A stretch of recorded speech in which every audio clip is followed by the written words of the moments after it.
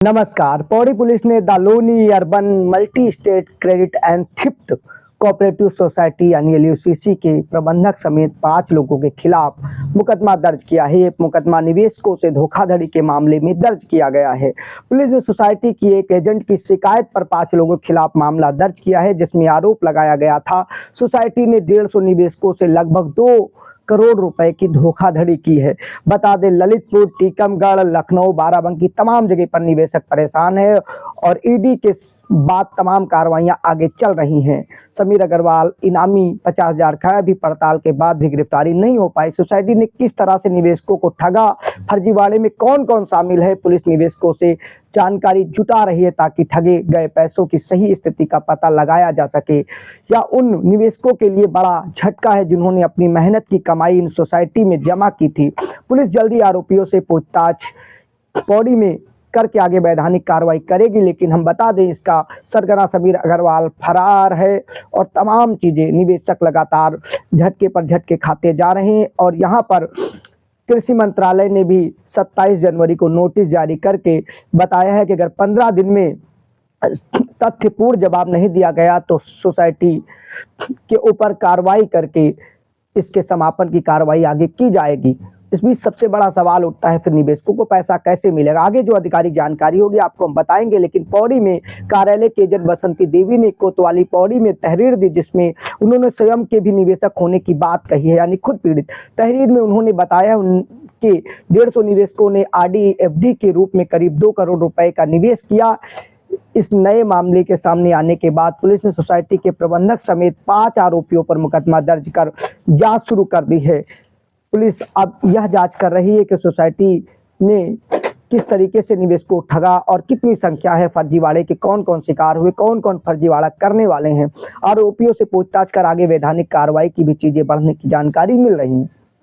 Police जांच के बाद Daloni urban multi credit and thrift cooperative society यानी एलयूसीसी के पौड़ी प्रबंधक समेत 5 लोगों के खिलाफ मामला दर्ज किया गया है, जिसमें बिमला सक्सेना शाखा प्रबंधक यानी मैनेजर थी, तरुण मौर्य, समीर अग्रवाल, शैलेंद्र जोशी और JS बिष्ट शामिल हैं। CO पौड़ी अनुज कुमार के मुताबिक इन सभी के खिलाफ धोखाधड़ी, आपराधिक षड्यंत्र और जमाकर्ता हित संरक्षण अधिनियम के तहत मामला दर्ज किया गया है। आरोपी प्रबंधक के बयान दर्ज कर लिए गए हैं।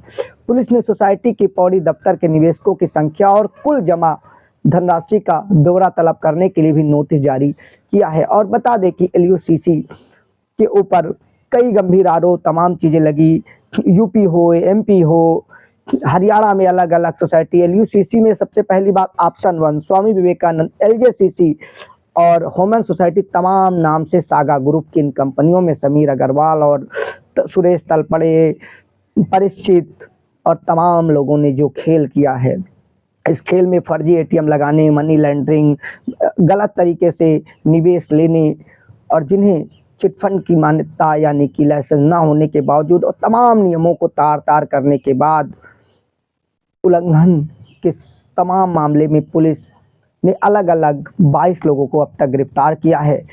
कई इनामी हैं और किस किस शाह पर लगातार खुलेआम इस तरीके से बोर्ड लगाकर, ATM लगाकर फ्रॉड हो रहा था, तब हमारी जांच एजेंसियां तमाम चीज़ें कहाँ थी, कहाँ सो रही थी, किन नेताओं का इनके सर पर हाथ था, कैसे अब तक ये बच रहे थे। इन तमाम चीज़ों की निष्पक्ष जांच होकर पीड़ित एजेंट, निवेशक सबके पैसे को संरक्षित करते हुए वापस कराने की कार्रवाई की जरूरत है। और सहकारिता मंत्रालय, प्रशासन, शासन सभी बताए कि निवेशकों की क्या गलती है और निवेशकों को पैसा कैसे मिलेगा जब सरकारी मान्यता, ISO सर्टिफिकेट, प्रमाण पत्र और ऊपर सब लगाकर खुलेआम कर लिया जा रहा था। ऐसा नहीं है कि बंद कमरे में 4 लोग बैठे और बात की, ये संख्या लाखों में पीड़ितों की है और अमाउंट करोड़ों में है।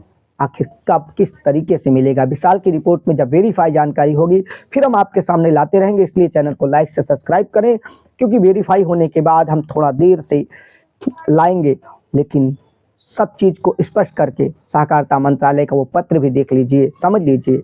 और बाकी कमेंट के लिए बॉक्स है, अगर आपको फर्जी लगता है तो आप सहकारिता मंत्रालय का वो पत्र वाला वीडियो जाकर उसको इंग्लिश में स्क्रीनशॉट लेके पढ़ लीजिएगा और उसके बाद हिंदी में सुन भी लीजिएगा अगर ज़रूरत पड़े।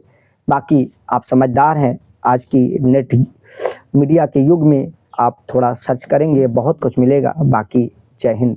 विशाल की रिपोर्ट में ऐसी जानकारियां मिलती रहेंगी। कोई कमेंट में कुछ करे, कोई धमकी दे, कुछ भी करे। हम पत्रकारिता के इस पेशे में कई मास्टर डिग्री और कई टीवी, अखबार और ऑनलाइन संस्थानों में काम करने के बाद जमीनी स्तर से चीज़ें लाने के लिए आते हैं और आगे भी करते रहेंगे। चाहे मिल्कीपुर चुनाव की हो, कुंभ की हो या बिहार चुनाव की, हर रिपोर्ट आपको मिलती रहेगी। जय हिंद।